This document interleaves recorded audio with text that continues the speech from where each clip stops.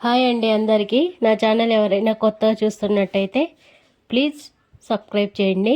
ఈరోజు పొదరిల్లు సీరియల్లో ఏం జరిగిందో ఇప్పుడు చెప్తాను. ఇక మహా ఆరు బయట బట్టలు ఆరేస్తుండగా తయారు గమనిస్తుంది. వెంటనే వచ్చి అమ్మ నీ పేరేంటి అని నవ్వుతూ అడుగుతుంది. మహాలక్ష్మి అని చెప్పగానే చూడటానికి కూడా అచ్చం మహాలక్ష్మిలానే ఉన్నావు, నీకు పెళ్లి చేసుకోవడానికి వేరే సంబంధమే దొరకలేదా?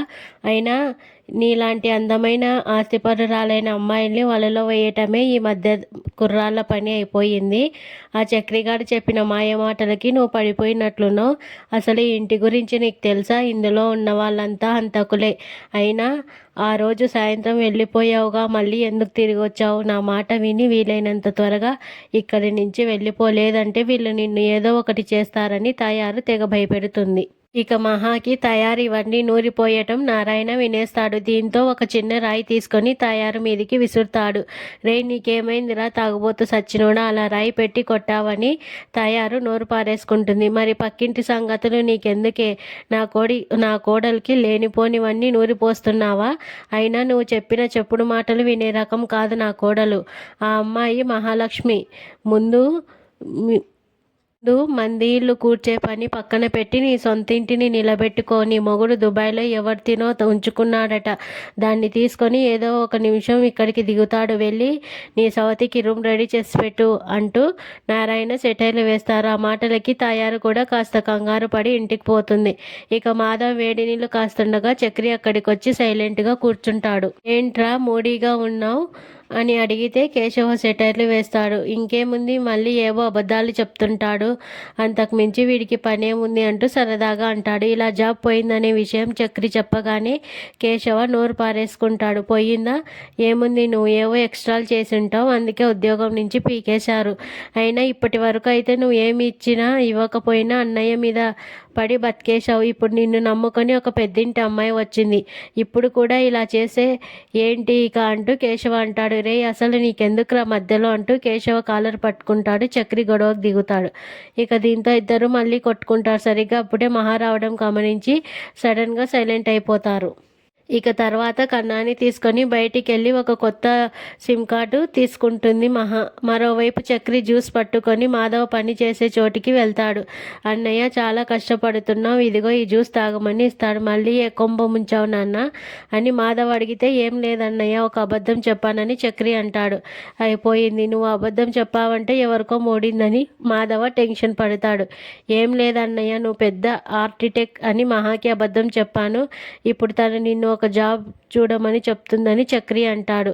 వామ్మో, నేను ఏదో ఒక చిన్న మేస్త్రిని, నన్ను ఇందులో ఇరికించావా బాబు, ఇదేదో నువ్వే చూసుకో అంటూ మాధవ చేతులు ఎత్తేస్తాడు. సిమ్ కార్డు తీసుకొని ఇంటికి వచ్చేసరికి నారాయణ శుభ్రంగా భోజనం చేసి తిన్న ప్లేట్ అక్కడే పడేసి సింకులో పుక్కలించి ఊసేస్తాడు. ఇదంతా చూసి మహా చిరాకు పడుతుంది. పక్కనే ఉన్న కవర్ చేస్తాడు. మాకిది మామూలే వదిన, అన్నయ్య ఎన్నిసార్లు చెప్పినా కూడా ఆయన ఇలానే చేస్తాడు. కేశవన్ అయితే తిట్టి మరీ చెప్తాడు, అయినా కానీ ఈయన మారడు అంటూ అక్కడివన్నీ కన్నా క్లీన్ చేసి పెడతాడు. మహా కూడా మిగిలినవి క్లీన్ చేసి సరే నేను ఒక ఫోన్ చేసుకొని వస్తానని చెప్పి వెళ్తుంది. ఇక తన తండ్రి ప్రతాప్కి ఫోన్ చేస్తుంది మహా. అన్నోన్ నెంబర్ కావడంతో ప్రతాప్ ఫోన్ లిఫ్ట్ చేస్తాడు. నాన్న అని వాయిస్ వినగానే మహా కాసేపు అలా ఉండిపోతుంది. ఎవరు మాట్లాడేది? ప్రతాప్ మళ్ళీ అడగగానే నాన్న నేను అంటుంది. ప్రతాప్ కూడా వెంటనే కాసేపు కూతురు వాయిస్ అలా విని ఉండిపోతాడు.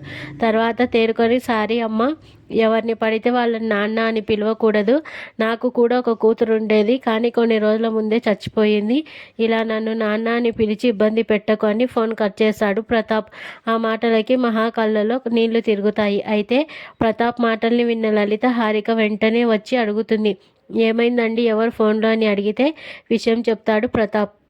అసలు అయ్యో, దానికి అక్కడ ఏదైనా కష్టం వచ్చిందో ఏంటో, అసలే నిన్న ఆది ఇంట్లో ఉన్న మనుషుల గురించి చెప్పినప్పటి నుంచి నా మనసులో లేదు.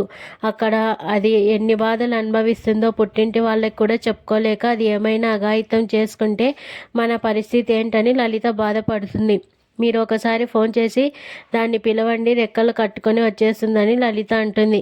ఆ మాటలకి ప్రతాప్ ఫైర్ అవుతాడు. ఇలా జరుగుతుందని తెలిసే పోలీస్ స్టేషన్లో పెళ్ళి ఆపడానికి వెళ్ళి కాళ్ళు పట్టుకున్నంత పని చేశాను, కానీ వినలేదు కదా, అనుభవించని అని ప్రతాప్ చెప్పి వెళ్ళిపోతాడు. మరోవైపు మహా కన్నా హాల్లో కూర్చొని చదువుకుంటూ ఉండగా ఫోన్ వస్తుంది. పెళ్లిళ్ళ బ్రోకర్ చేయడంతో కన్నా ఫోన్ మాట్లాడతాడు. చూడండి అంకుల్, మీరు పెళ్లి వాళ్ళకి సగం సగం చెప్పి తీసుకురావద్దు. ఎందుకంటే మిగిలిన సగం ఇక్కడికి వచ్చి చుట్టుపక్కల వాళ్ళ దగ్గర నుంచి వినేసి వెళ్ళి క్యాన్సిల్ చేశారని తిట్టేసి ఫోన్ పెట్టేస్తాడు కన్నా. దాంతో ఏమైందిరా ఎవరని అడుగుతుంది మహా. దీంతో ఇలా పెద్దన్నయ్యకు వచ్చిన సంబంధాలు వాడు ఇరుగు పొరుగు చెడగొడుతున్న విషయాలు మహాకి చెప్తాడు. అలా అని సంబంధం సెట్ అయిందని కానీ అది చివరి నిమిషంలో పోయిందంటూ చెప్తాడు. ఇవన్నీ విన్న తర్వాత మహా పెద్ది గురించి ఒక మాట చెప్తుంది. అయినా పెద్దిని పెళ్లి చేసుకునే అమ్మాయి చాలా లక్కీ. చూడటానికి మంచి మనిషి, అందులోనూ సిటీలోనే పెద్ద ఆర్కిటెక్ట్ అని మహా అంటుంది. ఆ మాట వినగానే కన్నా కన్ఫ్యూజ్ అవుతాడు. దీంతో వెంటనే కన్నా నోరు మూసేసి చక్రి కవర్ చేస్తాడు. తర్వాత మహా తన వదిన హారికకి ఫోన్ చేస్తుంది. వదిన, నేను మహాని, నాన్నకి ఎలా ఉందని అడుగుతుంది. మామయ్య ఆరోగ్యం ఇప్పుడు కుదుట పడింది కానీ పెద్దగా ఎవరితోనూ మాట్లాడటం లేదు, బయటికి కూడా వెళ్ళట్లేదని హారిక చెప్తుంది. ఇంతకీ నువ్వు ఎలా ఉన్నావు మహా? చక్రి నిన్ను బాగా చూసుకుంటున్నాడా అని హారిక అడుగుతుంది. ఆ విషయం వదిలే వదిన, నాకు ఒక చిన్న హెల్ప్ కావాలి. నా సర్టిఫికేట్లు ఆధార్ కార్డు నాకు కొరియర్ చేసావా అని మహా అడుగుతుంది. సరిగ్గా అప్పుడే ఆది వచ్చి హారిక నుంచి ఫోన్ తీసుకుంటాడు. నీకెన్నిసార్లు చెప్పినా అర్థం కాదా? నీకు మాకు ఎలాంటి సంబంధం లేదు. ఇంకోసారి మాకు ఫోన్ చేసావంటే మాత్రం బాగోదని తిట్టేసి కట్ చేస్తాడు. ఇక తండ్రి ఆది అన్న మాటలు తలుచుకొని మహా ఏడుస్తుంది.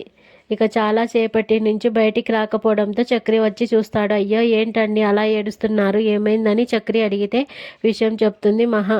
కాలం ఎప్పుడూ ఒకేలా ఉండిపోదండి, మళ్ళీ మీకు మంచి రోజులు వస్తాయి, నా మాట నమ్మండి అంటూ చక్రి ఏదో ఓదారుస్తాడు. కానీ ఏం మంచి రోజులండి, ఈ రోజు రోజుకి నా ఆశలు కూడా ఆవిరైపోతున్నాయి. అయినా ఆ జుట్టుపోలిగాడితో పెళ్లి జరగకూడదు అనుకున్నా కానీ ఇలా జరుగుతుందని అనుకోలేదని మహా ఏడుస్తుంది. మీ మూడు ఏం బాగాలేదు కదా, అలా బయటికి వెళ్ళొద్దాం రండి అని చక్రి బయటికి పిలుచుకొని వెళ్ళిపోతాడు. ఇక్కడితో ఎపిసోడ్ పూర్తవుతుంది. Subscribe, like.